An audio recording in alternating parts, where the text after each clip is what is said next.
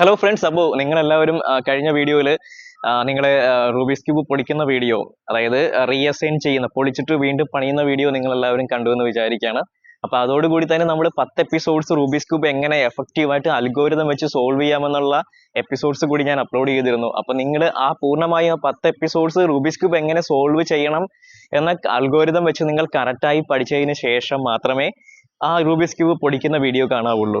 Okay, അതിനുശേഷം മാത്രമേ ഇതിലേക്ക് വരാവുള്ളൂ. ഓക്കെ, അപ്പോൾ നിങ്ങളതെല്ലാം കണ്ടു എന്ന് പ്രതീക്ഷിക്കുകയാണ്. അപ്പോൾ ഞാനപ്പോൾ പറഞ്ഞിരുന്നു, കഴിഞ്ഞ വീഡിയോയിലപ്പോൾ ഞാൻ പറഞ്ഞിരുന്നു എങ്ങനെയാണ് അൽഗോരിതം ഉപയോഗിച്ച് അൽഗോരിതം എങ്ങനെ എളുപ്പത്തിൽ പഠിച്ചെടുക്കാം എന്ന്. ഞാൻ എങ്ങനെ പഠിച്ചെടുക്കാമെന്ന് നിങ്ങളോട് പറഞ്ഞിരുന്നല്ലോ. അപ്പൊ എല്ലാവരും പറയും അൽഗോരിതം ഭയങ്കര പാടാണ്, അൽഗോരിതം വെച്ചിട്ട് റൂബിക്സ് ക്യൂബ് സോൾവ് ചെയ്യാൻ ഭയങ്കര പാടാണ്, അതുകൊണ്ട് സോ വേറെ ഏതെങ്കിലും മോഡ് ഉപയോഗിച്ചിട്ടായിരിക്കും പലരും ട്രൈ ചെയ്യുന്നത്. ജസ്റ്റ് ഇടത്തോട്ട് തിരിച്ച് ലെഫ്റ്റ് റൈറ്റ് ഒക്കെ തിരിച്ചിട്ടൊക്കെ ആയിരിക്കും സോൾവ് ചെയ്യുക. സോ അത് നമ്മൾ പഠിച്ചിട്ട് കാര്യമില്ല. അത് പഠിച്ചാൽ നമ്മളൊരു എക്സ്പെർട്ട് ആയ ഒരു ക്യൂബർ ആകത്തില്ല. നമ്മളൊരു പ്രൊഫഷണൽ ആയിട്ടുള്ള ഒരു ക്യൂബർ ആണെങ്കിൽ തീർച്ചയായിട്ടും നമ്മൾ അൽഗോരിതം തന്നെ പഠിക്കണം. അത് വളരെ ഈസിയാണ്. ഞാൻ അൽഗോരിതം എങ്ങനെയാണ് പഠിച്ചത്, അത് നിങ്ങൾക്ക് എങ്ങനെ അൽഗോരിതം എങ്ങനെ എളുപ്പത്തിൽ പഠിച്ചെടുക്കാം. ഏകദേശം ഒരു 12-13 അൽഗോരിതമേ ഉള്ളൂ. അത് നിങ്ങൾ മനഃപ്പാടമാക്കണം. തീർച്ചയായിട്ടും നിങ്ങൾ അത് മനഃപ്പാടമാക്കാൻ വളരെ സുഖമാണ്. അതെങ്ങനെയാണ് ആ അൽഗോരിതം ഞാനത് സിസ്റ്റത്തിൽ കാണിച്ചു തരാം.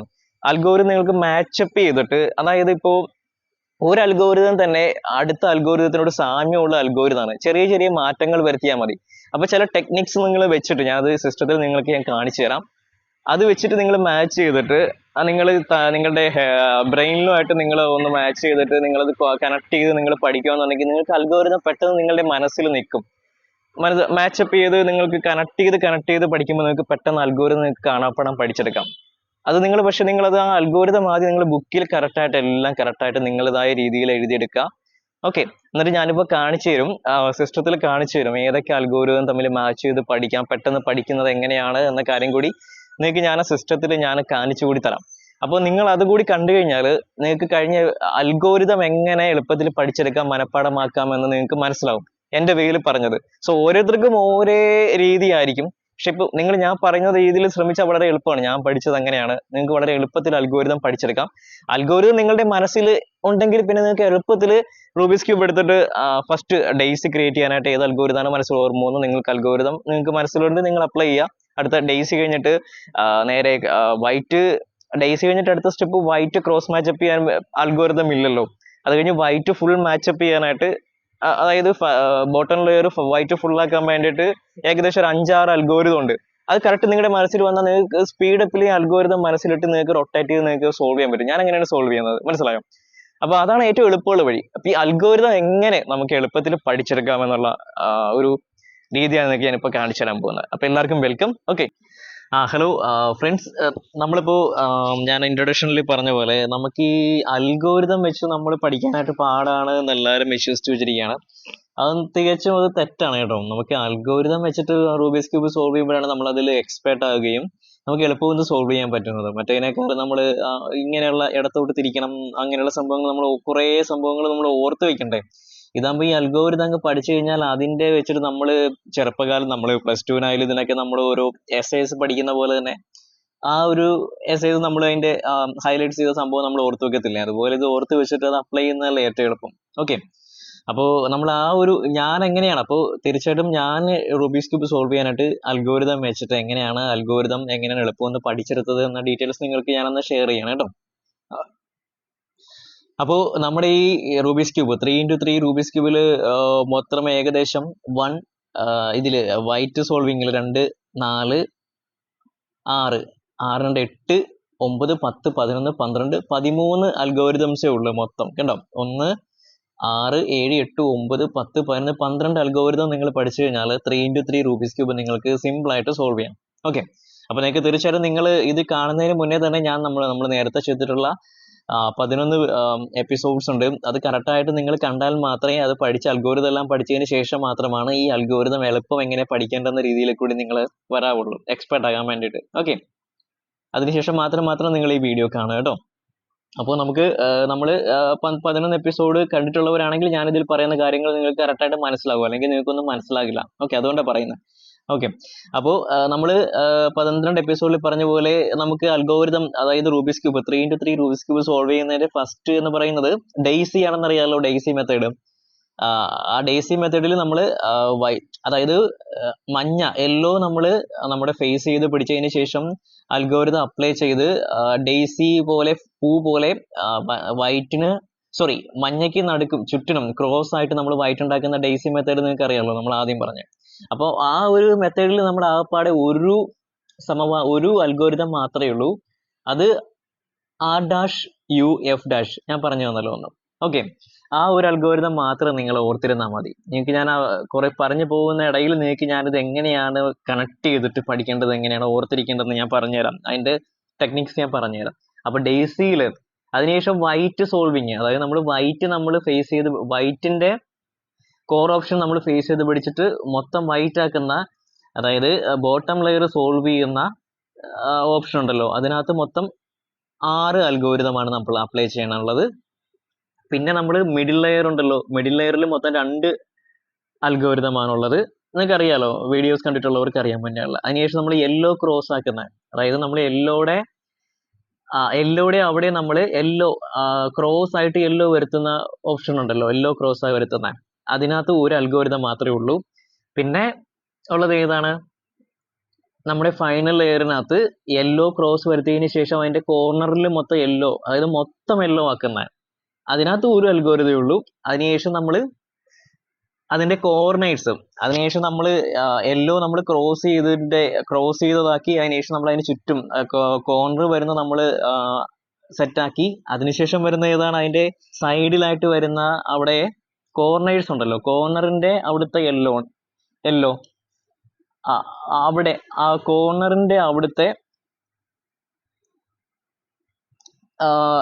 കോർണറിന്റെ അവിടുത്തെ ഓപ്ഷൻസ് നമ്മൾ മാച്ചപ്പ് ആക്കാൻ വേണ്ടിയിട്ടുള്ള അൽഗോരിതമാണ് ഇത്. അതിനകത്ത് ഒരെണ്ണേ ഉള്ളൂ. അതിനുശേഷം അതിന്റെ എഡ്ജ്, അതായത് നമ്മൾ അവസാന ഫൈനൽ ലെയറിന്റെ എഡ്ജ് ഉണ്ടല്ലോ, നിങ്ങൾക്ക് പഴയ വീഡിയോ കണ്ടാൽ ഇത് മനസ്സിലാവുള്ളൂ കേട്ടോ. അതിനുശേഷം എഡ്ജിന്റെ നമ്മൾ സോൾവ് ചെയ്യാൻ വേണ്ടിയിട്ട്, മാച്ചപ്പ് ചെയ്യാൻ വേണ്ടിയിട്ടുള്ള ഒരു അൽഗോരിതമേ ഉള്ളൂ കണ്ടോ. ഇത്രയും അൽഗോരിതം നമ്മളൊന്ന് ജസ്റ്റ് ഒന്ന് ഓർത്ത് വെച്ചാൽ മതി, നമുക്ക് സിമ്പിൾ ആയിട്ട് പഠിക്കാൻ പറ്റും. അപ്പോൾ നമ്മളിത് എങ്ങനെയാണ് മാച്ചപ്പ് ചെയ്യേണ്ടതെന്ന് ഞാൻ പറഞ്ഞുതരാം. ഇത് കണ്ടോ, ഇപ്പൊ നമ്മൾ ഈ ഡെയ്സി എന്നൊരു സംഭവം ഉണ്ടല്ലോ, ഇത് നിങ്ങൾ ഈ ഒരു അൽഗോരിതമായിട്ട് തന്നെ നിങ്ങൾ ഓർത്ത് വെക്കുക കേട്ടോ. അതായത് R-U-F. അപ്പൊ ഇതിനകത്ത് പൊതുവായിട്ട് വരുന്ന കുറച്ച് ഇത് നിങ്ങൾക്ക് ഞാൻ പറഞ്ഞുതരാം എന്തൊക്കെയാണ്. ഇതിനകത്ത് ഇപ്പൊ ഇവിടെ UF എന്ന് പറഞ്ഞു കണ്ടോ, UF കണ്ടോ, UF ഒന്ന് പൊതുവായിട്ട് വരുന്ന ഒരു സംഭവമാണ്. പിന്നെ UR കണ്ടോ, UR പൊതുവായിട്ട് വരുന്ന സംഭവമാണ്. UL കണ്ടോ, UR UL ഇതൊക്കെ പൊതുവെ ആയിട്ട് വരുന്ന ഒരു സംഭവമാണ്. നമുക്ക് മാച്ച് ചെയ്ത് പഠിക്കേണ്ട. UFഉം ഈ UF UR ഒക്കെ എല്ലാ സ്ഥലത്തും നമുക്ക് കാണാൻ പറ്റും. ഇത് അവസാനം എങ്ങനെ മാച്ച് ചെയ്യുമെന്ന് ഞാൻ പറഞ്ഞുതരാം. അപ്പൊ ആദ്യമേ തന്നെ നമ്മൾ R-U-F- ഡെയ്സിയിൽ, അതിനുശേഷം നമ്മൾ ഇവിടെ ഈ വൈറ്റ് സോൾവിങ് ഉണ്ടല്ലോ, ഡെയ്സിക്ക് ശേഷം നമ്മൾ വൈറ്റ് സോൾവ് ചെയ്യുന്നതാണല്ലോ, മൊത്തം വൈറ്റ് ആക്കുന്നതിൽ നമ്മൾ ഇവിടെ നോക്കുക, ഇതിൽ ഈ R-D-R-ഉം R-DR-ഉം നമ്മൾ അതിൽ ഫസ്റ്റ് ഈ അൽഗോരിതം എന്ന് പറയുന്നത് വൈറ്റ് ഏറ്റവും മുകളിലായിട്ട് വന്നു കഴിഞ്ഞാൽ, നിങ്ങൾ ഓർക്കുന്നുണ്ടല്ലോ, വൈറ്റ് ഏറ്റവും മുകളിലായിട്ട് വന്നു കഴിഞ്ഞാൽ ഏത് അൽഗോരിതം ചെയ്യേണ്ടതെന്ന് ഞാൻ പറഞ്ഞപ്പോൾ അതും, മറ്റത് ഈ വൈറ്റ് റൈറ്റ് സൈഡിലായിട്ട് വന്നു കഴിഞ്ഞാൽ, റൈറ്റ് സൈഡിൽ ടോപ്പ് ലെയറിൽ വരുമ്പോൾ എങ്ങനെയാണ് ചെയ്യേണ്ടതെന്ന്, ഫൈനൽ ലെയറിൽ ടോപ്പിൽ വരുമ്പോൾ എങ്ങനെയാണ് ചെയ്യേണ്ടതെന്ന് അൽഗോരിതമാണ് കേട്ടോ. ഈ 2 അൽഗോരിതം നോക്കിയേ, മാച്ച് അല്ലേ, ഈ 2 അൽഗോരിതവും മാച്ച് ആണ്. നിങ്ങൾക്ക് ഓർത്ത് വെക്കാം, R-D-R-ഉം R-DR കണ്ടോ, ഇതിൽ DR ഉണ്ട്, DR RDR ഉണ്ട് ഇതിനകത്ത്. ഇതിൽ നമ്മൾ R- കഴിഞ്ഞിട്ട് ഇവിടെ D-R, ഇവിടെ DR ഉള്ളൂ കണ്ടോ. ഇതില് പ്ലെയിൻ ആയിട്ട് DR ഇട്ട് കഴിഞ്ഞാൽ നമുക്ക് ഈ അൽഗോരിതം നമുക്ക് ഓർത്ത് വെക്കാം കണ്ടോ. ഇതോട് ഇങ്ങനെ മാച്ച് ചെയ്ത് നമുക്ക് പഠിക്കാം. പിന്നെ ഈ L' എന്ന് പറയുന്നത് നമ്മുടെ വൈറ്റ് ലെഫ്റ്റ് സൈഡിൽ വരുന്ന ഓപ്ഷൻ ആണ്. ഓക്കെ, അത് നിങ്ങൾ ഈ ഡെയ്സി പറഞ്ഞ പോലെ തന്നെ ഇത് നിങ്ങൾ ഈ അൽഗോരിതം നിങ്ങൾ ഓർത്ത് വയ്ക്കണം. ഓക്കെ, പിന്നെ ഇത് കണ്ടോ, DL D-L' D-R-DR ഈ 2 അൽഗോരിതം കണ്ടോ, ഇതും മാച്ച് ആണ് കണ്ടോ, ഇതും മാച്ച് ആണ് കണ്ടോ. ഇവിടെ RDR ആണെങ്കിൽ ഇവിടെ DL DR കണ്ടോ, DL D left D right, ഇങ്ങനെ ഓർത്താൽ മതി കണ്ടോ. D ലെഫ്റ്റ് D റൈറ്റ് കണ്ടോ. ഇവിടെ DL ആദ്യം, D L D dash L dash ആണെങ്കിൽ ഇവിടെ വരുമ്പോൾ റൈറ്റിൽ വരുമ്പോൾ ഡി ഡാഷ് ആർ ഡാഷിലാണ് സ്റ്റാർട്ട് ചെയ്യുന്നത്. ഇവിടെ ഡി ഡാഷിൽ നിന്ന് സ്റ്റാർട്ട് ചെയ്യുന്നു, ഇവിടെ ഡാഷ് ഇല്ലാതെ ഡി എന്ന് സ്റ്റാർട്ട് ചെയ്യുന്നു. ഇങ്ങനെ നിങ്ങൾ മാച്ചപ്പ് ചെയ്ത് പഠിച്ചാൽ മതി. കണ്ടോ, ഇവിടെ ഡാഷിൽ നിന്ന് സ്റ്റാർട്ട് ചെയ്യുന്നു, ഇവിടെ ഡാഷ് ഇല്ലാതെ വരുന്നു, ഡി ആർ. കണ്ടോ, ഡി ആർ എന്ന് മാത്രമേ ഉള്ളൂ. ഇവിടെ ഡി ഡാഷ് എൽ ഡാഷ് എന്നുകൊണ്ട് ഇവിടെ ഡി ആർ എന്ന് മാത്രമേ ഉള്ളൂ. കണ്ടോ, ഇത് രണ്ടും കൂടി നിങ്ങളൊന്ന് ക്രോസ് ആയിട്ട് നിങ്ങളൊന്ന് പഠിച്ചു കഴിഞ്ഞാൽ, ഈ രണ്ട് അൽഗോരിതം ഒന്ന് മാച്ച് ചെയ്ത് പഠിച്ചാൽ നിങ്ങൾക്ക് ഇത് പെട്ടെന്ന് നമ്മുടെ മനസ്സിൽ ഓർത്ത് വെക്കാൻ പറ്റും. കണ്ടോ, അപ്പൊ ഈ രണ്ട് ഈ വൈറ്റിലെ ഈ 4 അൽഗോരിതം നിങ്ങൾക്ക് ഇങ്ങനെ മാച്ച് ചെയ്ത് പഠിക്കാം. പിന്നെ ഇത് ഒറ്റയ്ക്ക് പഠിക്കാം. പിന്നെ ഈ താഴെ വരുന്നത് നമ്മൾ വൈറ്റ് താഴെ ബോട്ടം ലെയറിൽ വരുമ്പോൾ അൽഗോരിതം ഇല്ല, അതാണിത്. അത് നിങ്ങൾ ഈ ഡെയ്സിയും ഈ എൽ ഡിയും പഠിച്ച പോലെ തന്നെ ഒറ്റയ്ക്കായിട്ട് നിങ്ങൾ പഠിച്ചു വെക്കാം. F D dash F dash D to, ഇത് നിങ്ങൾക്ക് ഓർത്ത് വെക്കാനുള്ള ഒരു സംഭവമുണ്ട്. എഫ് കഴിഞ്ഞിട്ട് ഡി ഡാഷ്, ഇത് നിങ്ങൾ ഡി ഒന്നായിട്ട് കരുതിയാൽ മതി. കണ്ടോ, ഇവിടെ എഫ് പ്ലെയിന്, എഫ് ഡി ഡാഷ്, എഫ് പിന്നെ ഡി ഒന്ന്. ഇവിടെ കണ്ടോ എഫ് ഡാഷ്, എഫിന് ശേഷം എഫ് ഡാഷ്. അപ്പൊ ഇവിടെ എഫ് ഇട്ടപ്പോ ഇവിടെ എഫ് ഒന്നിട്ടു, ഇവിടെ ഡി ഒന്നിട്ടപ്പോ ഇവിടെ ഡി രണ്ടിട്ടു. കണ്ടോ, കണ്ടോ, നിങ്ങളൊന്ന് മനസ്സിലാക്കിയാൽ മതി. അങ്ങനെ ഓർത്തിട്ട് ഇതൊന്ന് ഓർത്ത് വെക്കുക. പിന്നെ നിങ്ങൾ ചെയ്യേണ്ടത്, ഈ ഓരോ അൽഗോരിതവും നിങ്ങൾ ബുക്കിൽ നിങ്ങൾ ഒരു 5, ഞാനെന്ന് പറഞ്ഞു കഴിഞ്ഞാൽ ബുക്കിൽ ഒരു 5, 10, 30 പ്രാവശ്യം ഈ അൽഗോരിതം ബുക്കിൽ ഞാൻ എഴുതി ഓർത്ത്, അതായത് ചുമ്മാ നോക്കി എഴുതുകയല്ല, ഇത് ഞാൻ പഠിച്ചതിന് ശേഷം ഞാൻ ഓർത്ത് ബുക്കിൽ എഴുതിയിട്ട് ശരിയാണോ നോക്കും, അല്ലെങ്കിൽ വീണ്ടും തിരുത്തുകൊണ്ട് വീണ്ടും എഴുതും. പഠിക്കുന്നവരെ ആദ്യം നിങ്ങൾ ഡെയ്സിയുടെ മാത്രം നിങ്ങൾ ബുക്കിൽ എഴുതുക, എന്നിട്ട് ഡെയ്സിയുടെ ഒരു 10 മിനിറ്റ് മാറ്റി വെച്ചിട്ട് വീണ്ടും നിങ്ങൾ ബുക്കിൽ എഴുതി നോക്കിയിട്ട് നിങ്ങൾക്ക് എഴുതിയിട്ട് ശരിയാവുന്നുണ്ടോ നോക്കാം. അങ്ങനെ ഡെയ്സിയുടെ അൽഗോരിതം ആദ്യം പഠിച്ചതിന് ശേഷം പിന്നെ വൈറ്റ് ക്രോസ് ചെയ്യുന്നതിന്റെ 6 അൽഗോരിതം നിങ്ങൾ ബുക്കിൽ ആദ്യം നിങ്ങൾ എഴുതുക. അതിനുശേഷം വീണ്ടും നിങ്ങൾ ഓർത്തെടുത്ത് എഴുതാൻ ശ്രമിക്കുക. എന്നിട്ട് ഓർത്തെഴുതിയത് ശരിയാണോ നോക്കുക. എന്നിട്ട് ശരിയാകുന്ന വരെ നിങ്ങൾ ആ ഒരു വൈറ്റിലെ അൽഗോരിതം മാത്രം പഠിക്കുക. അങ്ങനെ പഠിച്ച് ഇതെല്ലാം നിങ്ങൾ അതേപോലെ എഴുതി നിങ്ങൾ ഒരു 5 to 10 പ്രാവശ്യം അങ്ങനെ ഓർത്തെഴുതുമ്പോൾ ഓട്ടോമാറ്റിക്കലി നിങ്ങൾ ഇത് തറവാകും. പിന്നെ ഇത് കണക്ട് ചെയ്യുന്ന കുറച്ച് മെത്തേഡ് കൂടിയാണ് ഇപ്പൊ പറഞ്ഞു തരുന്നത് കേട്ടോ. പിന്നെ നമ്മൾ മിഡിൽ ലെയർ ആണെങ്കിൽ ഞാൻ പറഞ്ഞല്ലോ, യു എഫ് യു ആർ എന്ന് പറയുന്ന ഒരു പൊതുവായൊരു സാധനമാണ്. ഇവിടെ കണ്ടോ, യു ആർ, കണ്ടോ, U dash R dash, U dash F dash, U F. കണ്ടോ, ഇവിടെ യു ആർ 2 പ്രാവശ്യം, യു എഫ്. കണ്ടോ, ഈ അൽഗോരിതം ഉണ്ടാക്കിയിരിക്കുന്ന യു ആർ യു എഫും കൊണ്ടുമാണ്.